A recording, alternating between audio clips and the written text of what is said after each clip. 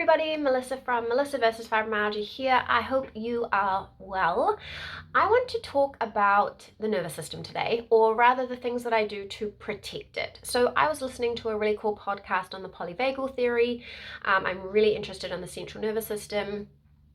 In plainer terms, it's kind of the fight or flight response or the rest and digest response. I'm really curious about it because I feel that it's very important in fibromyalgia and chronic fatigue syndrome. For me, I think mostly of the sympathetic nervous system, and I follow the theory of the sympathetic nervous system being overactivated. It's like the go button is pushed on our fight or flight response, and we have too many stresses and they push up that sympathetic nervous system response, which makes it hard to sleep and rest and causes muscle tension and all of that stuff. There are much smarter people than me who talk about this stuff. So I'll put a link below to a blog post I've talked about the nervous system before. But I think almost everybody can relate to the idea of feeling anxious or overwhelmed or worried or stressed, and especially when you have a chronic illness, you don't want to lend your energy to that sort of thing. You want to be doing restorative practices. So today I want to share some things that I do to protect my nervous system. And there's two sides to this. On the one, it's what I reduce or don't do. And on the other side, it's what I do and what I support myself with and how I support my nervous system. If you like this kind of content, please do hit subscribe and like this video and check out my massive archives. I've got free yoga classes, free meditation classes, and loads of information about fibromyalgia and chronic fatigue syndrome. So first, the things that I reduce or avoid to protect my central nervous system. So number one is limit news consumption. I can feel things too much, and I was finding that every single, upsetting piece of information coming in from overseas that I have no control over, that me thinking about it and getting upset about it changes nothing. It was just upsetting me. And so now I keep it to the headlines. I follow a New Zealand newspaper media place, and I just follow the headlines when I'm ready. And that has made a big difference for me. And I will, of course, be on top of the news when it's needed, especially when there's local things going on. But that's something that is really important. It's really important to notice that the news these days is very sensationalized. They need clicks. That's how they survive. And they're not really giving the nice and fluffy stuff. It's usually driven by fear, and that's not helpful for the nervous system. So without going too much deeper into that, that's one thing I do. Another thing I do is no scary programs or movies. My husband jokes that I'm a PG person, and yeah, I basically am. I don't watch anything scary. I don't watch horror movies. I don't watch things that upset me. I can feel it in my nervous system. It makes me feel yuck, and my nervous system cannot differentiate between what's happening on TV and what is happening to me. So I just avoid it. Though it's funny because I can kind of, those really strong thrillers where you have like a strong character and you know that they're gonna like kick ass and save the day, I don't tend to mind those because you just know that it's gonna be fine at the end of the day. But some of them are a little bit too much, and so I just make the decision case by case. The next thing is social media. So I have some mindful boundaries around social media. We all know that social media is negatively affecting mental health and well-being, and that it is difficult to escape really these days. So I'm quite mindful of how long I spend on social media, where I'm going, what I'm doing. It's tricky because obviously I use social media to share with my work. I share useful resources, I share my work, but I'm careful of how long I'm spending. Sometimes I do slip. I notice when I'm really tired, I'll just scroll. But this that leads into the next thing, is I'm really mindful of who I'm following. So I tend to really try to follow uplifting, positive people. I don't follow or go into any groups where there is a lot of venting or negativity. If that's the sort of support someone needs, that's totally fine. But for me, I need to stay hope focused and focus on the positive. I can't go into the bad. So I'm really mindful of who I'm following, and I'm looking for that uplifting, inspiring stuff. So I think that's really helpful to consider. So those are the main things that I kind of have noticed that I do to reduce that impact on my nervous system. But more importantly, I think, is what we do to support the nervous system. And I guess that's, in a nutshell, why I love yoga so much, why I've delved so far down the rabbit hole that I've trained to be a yoga teacher, a meditation teacher. I've done yoga nidra trainings, restorative yoga training, chair yoga training. I read about it all the time. I love it. And I'm actually supposed to be in the middle of a breathwork training, but I don't have a lot of time. So that's something I'd like to get back into, because breathwork is such a powerful thing. So I guess we might as well start that off with number one of the ways I support my nervous system.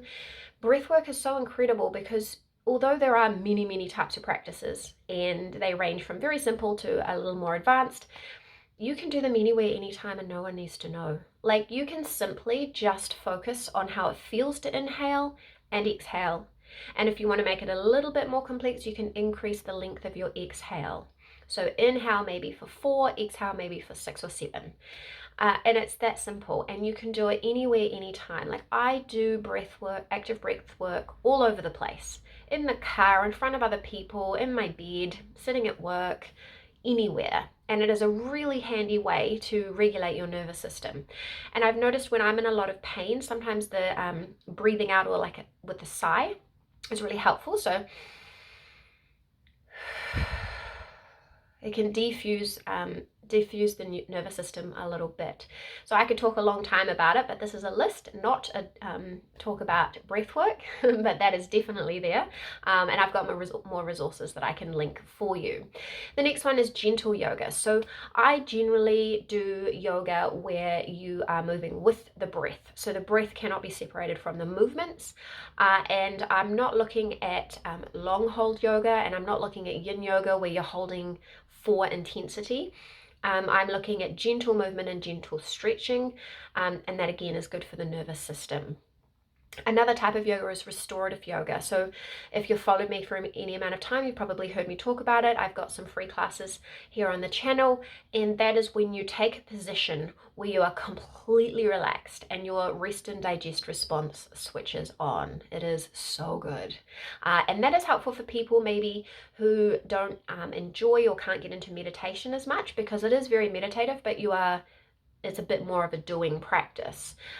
So it's definitely worth giving a go. And my all-time favorite, I use it for almost everything. It has multiple benefits, but especially for calming the nervous system, is yoga nidra, guided meditation. So I do this every single day. It is my rest break. It simultaneously gives me a rest, so it gets me through the day. It kind of tops up my battery better than sleep even can. And it calms the nervous system, reduces pain, reduces fatigue. It is wonderful. It's not a cure-all, but it is definitely something I do every single day, and it is so helpful for me, and it is probably the number one thing. If I had to give up everything else that helped support my nervous system, that would not be the thing I could give up. But there are other ways as well to support your nervous system, and things that you can just jump into through the day. So getting outside. I love getting outside. So I'll either sit outside on the step in the sun or take the dog for a walk. That's my favorite. I love to do that. But sometimes we're not in a place where we can go for a walk. Sometimes we're not physically able to just get out and go for a walk for any amount of time. And sometimes we're just too busy. We have to do other things. But definitely getting outside is really helpful for the nervous system. And there are other types of mindfulness practices as well that are really good for our nervous system. So just as a brief snippet, we could be journaling, we could be coloring, we could be using a gratitude practice. So we could take some time to write down a few things that we're grateful for, or just paying attention, really dropping into your body and seeing where you are now. Because if you are inhabiting the now, you can't be ruminating on the past or worrying about the future. So you can really embed yourself now. You can make your coffee in a mindful way. You can really do anything if you ground into the now. Again, I'm trying not to talk too much about each practice because this is meant to be a list, but I'll provide more resources where possible.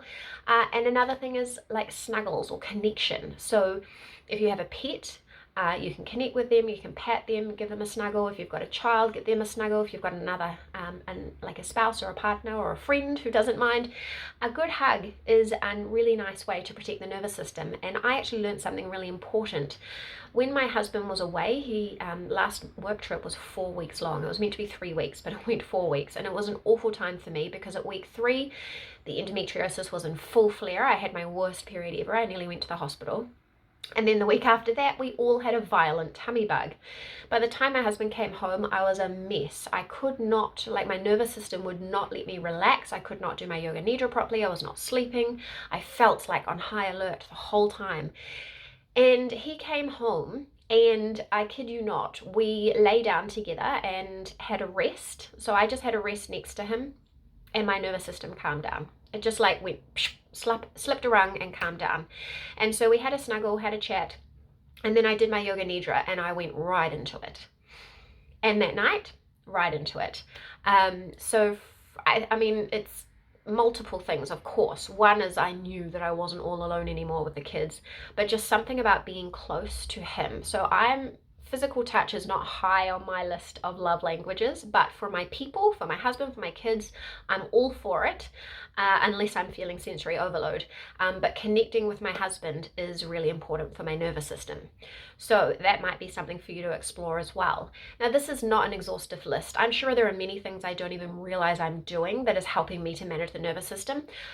Over the years, I've adapted loads of things that help me manage all the different symptoms I'm living with. You know, when you live with it for such a long time, you sometimes don't even know. And I've noticed that I really am good at adapting. And so sometimes I don't even realize quite how not normal I am until I try to go outside of my parameters completely. But this is a list that could give you some ideas that might help. So let me know, which of these ideas do you already do? Which are you thinking of enacting? You can make a little challenge for yourself. Maybe you could give yourself a bit of a detox. You could say, okay, I'm going to limit this or that for a couple of weeks. And at the same time, I'm going to add a practice that will support me. I highly recommend that. I have a free series. It is 4 10-minute classes, and so you could choose all of them or whichever one resonates the most. I've got gentle yoga, restorative yoga, breathwork, and yoga nidra. So you can sign up at the link below and choose whichever one you like and commit to practicing it every day for a couple of weeks. It will be wonderful.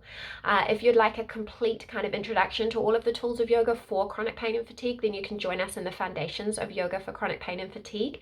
That takes you through all of it, makes it accessible, and teaches you all the different ways that I use the tools of yoga. I hope that helped. Let me know again what are your favorite tools, or if you're going to try a challenge, and I'll catch you again next time.